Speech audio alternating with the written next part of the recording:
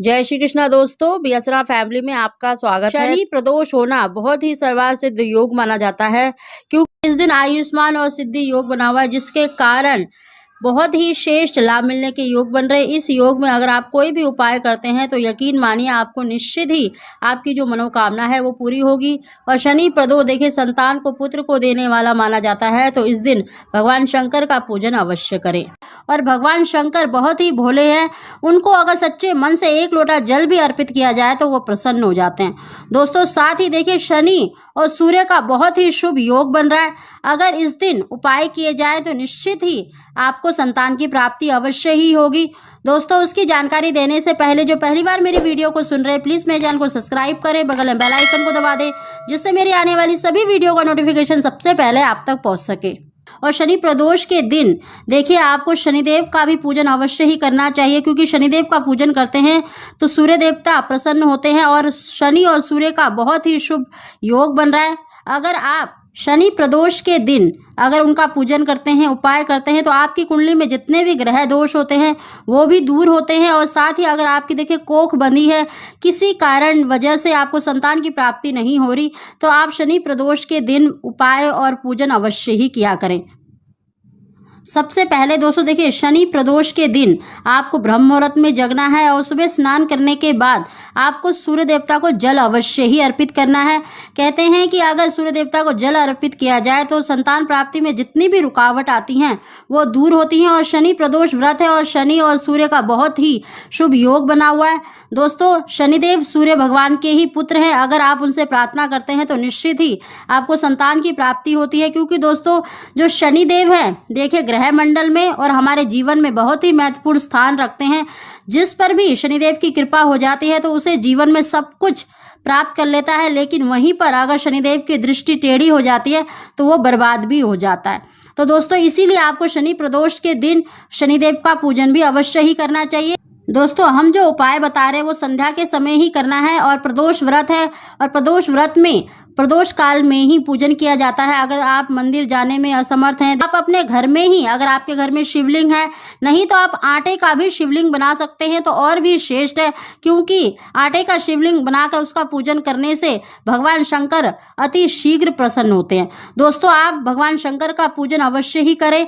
आप उनकी पूजा में पूजन सामग्री में चंदन, अक्षत, रोली, कलावा अवश्य ही लें। आप अपनी इच्छा अनुसार देखिए फल, फूल, भांग, धतूरा कुछ भी अर्पित कर सकते हैं। जो भी आपके पास सामग्री है उसी से आप पूजन करें। बस भगवान शंकर को देखें सच्चे मन से कुछ भी अर्पित किया जाए तो वो प्रसन्न होते हैं। लेकिन भगवान शंकर की पूजा में अक्षत यानी चावल अवश्य ही लेना चाहिए। कहते हैं कि भगवान शंकर की पूजा में अगर चावल ना लिए जाए तो पूजा अधूरी मानी जाती है। साथ ही दोस्तों हम जो उपाय बता रहे हैं उसके लिए आप एक जटा वाला नारियल भी ले सकते हैं। अगर जटा वाला नारियल नहीं है तो आप शिवलिंग के बीज भी ले सकते हैं। शिवलिंग के बीज आपको 21 दाने शिवलिंग पर ओम नमः शिवाय कहते हुए अर्पित करना है, और दूसरे दिन या रात्रि के समय ही उन बीजों को आप ग्रहण कर सकते हैं। अगर आपने जटा वाला नारियल लिया है, अगर उसमें से बीज निकल जाता है तो भी आप रात्रि के समय या दूसरे दिन गंगा जल से उसे ग्रहण कर सकते हैं। अगर बीज नहीं भी निकलता है तो दोस्तों आप नारियल को ही थोड़ा सा प्रसाद स्वरूप ग्रहण कर लें।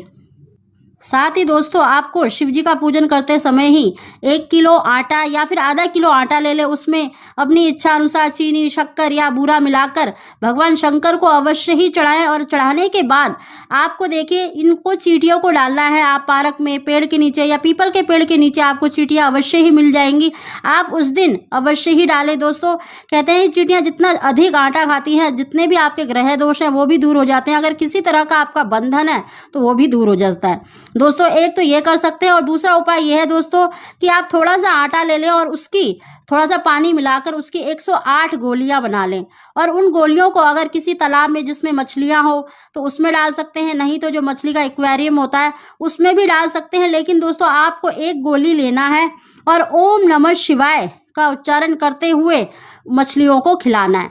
आप अगर आपके घर के आसपास तालाब है तो वहाँ डाल सकते हैं, अगर मछलियों का एक्वेरियम है तो वहाँ डाल सकते हैं।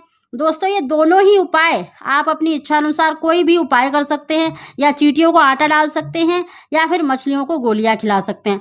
दोस्तों आपको ओम नमः शिवाय कहते हुए 108 गोलियां मछलियों को डाल देनी है।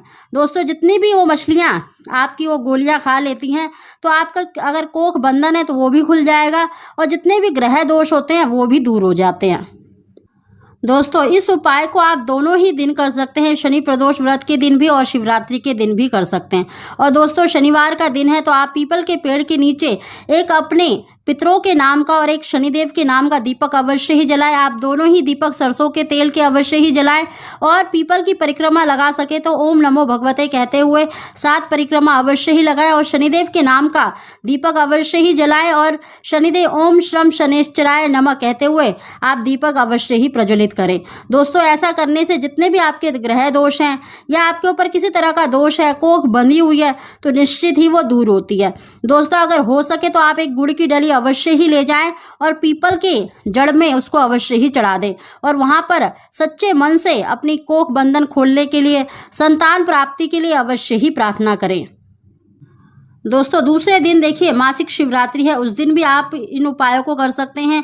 दोस्तों जो अगर आपके घर में देखिए शिवलिंग है, पारा शिवलिंग है, तो उसका पूजन कर सकते हैं। अगर नहीं है तो आटे का शिवलिंग बनाकर आप उसका पूजन कर सकते हैं। आप एक थाली में शिवलिंग को रखकर उसमें पंचामृत या कच्चा दूध या फिर सिर्फ शुद्ध जल डालकर ही, या गंगा जल से स्नान अवश्य ही कराएं, रोल या अक्षत अवश्य ही चढ़ाएं। और साथ ही दोस्तों पूजा करने के बाद आप, या तो अगर आपने शनि प्रदोष व्रत में चढ़ाया है, अगर नहीं चढ़ाया है तो आप मासिक शिवरात्रि के दिन भी जटा वाला नारियल और शिवलिंग के बीज 21 दाने अवश्य ही चढ़ाएं, और उनको भी आपको ग्रहण करना है।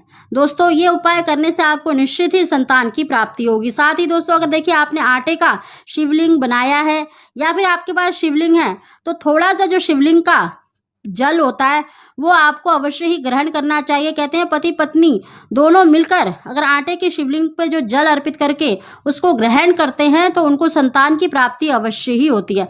दोस्तों इस उपाय को करने से देखिए निसंतान को भी संतान की प्राप्ति अवश्य ही होती है। अगर आपको हमारी वीडियो, हमारी जानकारी पसंद आई हो तो